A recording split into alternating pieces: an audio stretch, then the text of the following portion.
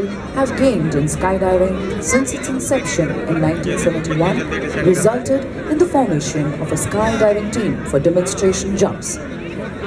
Perceived as a way to earn motivation and goodwill of the public, and also giving a taste of the daring and courage that the Indian Air Force demands of its men, the team has been striving to keep abreast with the latest techniques of skydiving. The zeal and dedication of Akash Ganga team, coupled with innovation and daredevilry, helped skydiving